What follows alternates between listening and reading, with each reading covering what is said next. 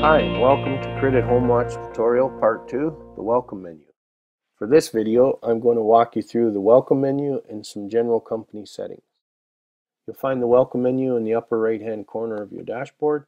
Just simply click on the link and it gives you a drop-down menu showing Profile, Settings, Billing Information, Resources and Support we offer, Getting Started, which houses the tutorials to walk you through all the setup of the system, and simply where you log out. So first we're going to go to Profile, and this is where you see all the admin's account details for the person that signed up for the system, and where you can change the admin's email or password. This can only be done if you are signed in as the admin. Next we're going to go to Settings. This is where you see the company settings. So first is the Severn one, which is our subdomain. Then yours will be your company subdomain that you created when you signed up for the software. Next is company name, company website, and company phone number. These are very important because they show up on all reports submitted to your client along with your logo. And here simply is where we upload our logo. You simply click the green button, choose the file for your logo, upload it, and right away you'll notice that it'll show up in the upper left-hand corner of your dashboard.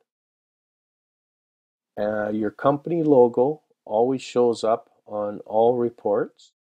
It shows up on all dashboards for managers, reporters, admin, and your clients. It shows up on the login page, and it'll also show up on all handheld devices when you are in the field filling in your checklist for your reports. Next is units of measurement. You can choose between metric or United States customary. If you choose metric, your weather will show up as Celsius. If you choose the US setting, it will show up as Fahrenheit. Your default country should have been set when you signed up for the software, but if it's wrong, you can simply just come in here and change it. Next is your time zone. Again, this should have been set as your default, but if it is wrong and not set up you're not set up in your right time zone, just simply come in here and choose the time zone, click it, reset it, and then don't forget to click save each time you make a change in the system. Don't forget, anywhere you see the black circle with a question mark, you just hover over it with your mouse and it'll give you an explanation of what is requested of you to fill in the box, or details on what the box or the information is that affects the system. So assignment notification time, this is where you set the default number of days before the actual assignment date to notify the staff member. What you're doing here is each time you make an assignment to a reporter or to a manager, it will automatically generate an email and send it to them, letting them know that they've been assigned for that particular job. So here we have it set at 0, which means each time I do an assignment, it'll send an email right away telling that person that they've been assigned for that particular job and the date and the information. If I was to choose 3 in here, what that means is 3 days prior to the job, they'll receive an email notification that they've been assigned a particular job. In our case, we like to leave it 0 so that each time we make an assignment, it immediately sends a notification. Now remember that assignments are, each manager and reporter has their own dashboard that they can sign into either on a computer or on a handheld device, and that'll give them all of their assignment that they've been assigned. So next is allow reporters to view reports. This is where you turn this on or off. And what this is, it enables your reporters to view past reports they have submitted. So here you just simply check the box if you don't want them to be able to review the reports, or check it for them to see. Next is email comment notifications. So choose whether you would like the admins and managers to receive comment notifications when comments are submitted by the client. So each time a client receives a report, they have the option to submit comments back to you within our software. And each time they do submit a comment and submit the report back to you as the manager or admin, it'll actually send you an email notification that they've replied to your comments or to your report. And this is just simply where you turn it on or off. Next is work types. And work types, we have 3 standard that we've defaulted for the system. You can't edit them or delete them.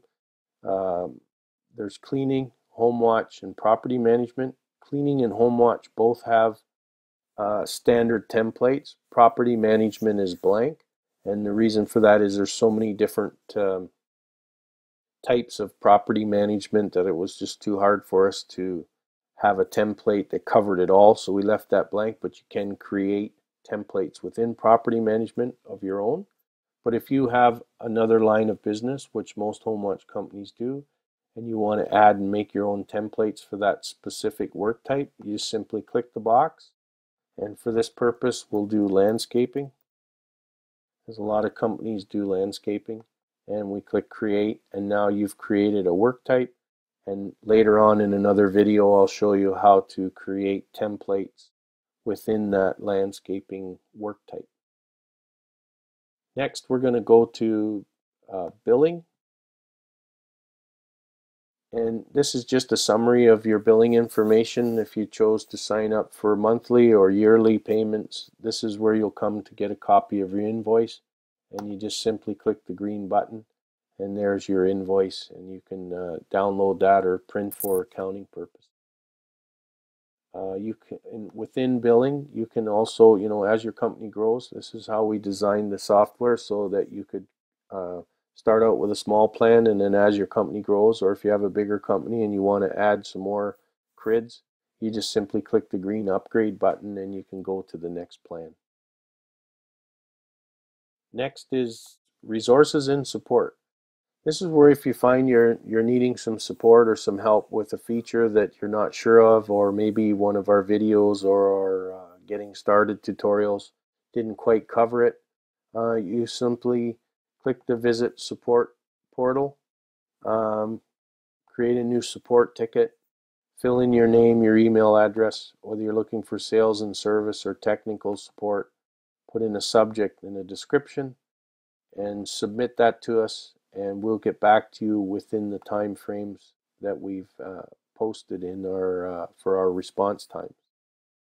Another critical part of your system is your unique subdomain that you created when you signed up for the system, and this is the subdomain that you're going to give to your webmaster, and they're going to take that and create a login portal for your clients, reporters, managers, and yourself. You simply go to your home web page for your company, click the login button, and it'll take you to the login for your email address and your password to gain access to the system. So this is just a summary of what you can do with it. Initially, you can bookmark it until you get it set up on your website, and or you can manually do it yourself. So this is where you would go to get that information. Next is getting started, and this is where we have put together all of the self-help tutorials for the basics of adding a client, and it gives you a description of how to do that, and it also gives you screenshots to make sure that if you're unsure, you can just use them as a reference.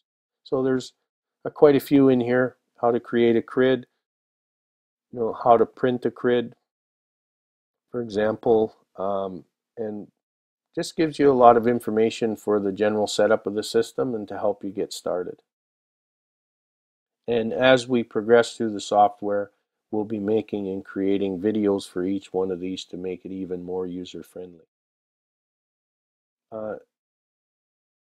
Also, one more thing I'd like to add down at the bottom is, don't forget we have request a feature. If you see or have an experience with one of our features in our system you think could be changed, that would make your user experience better, or a feature again that you'd like to see in future versions of the software, please by all means request a feature. And also don't forget to report a bug.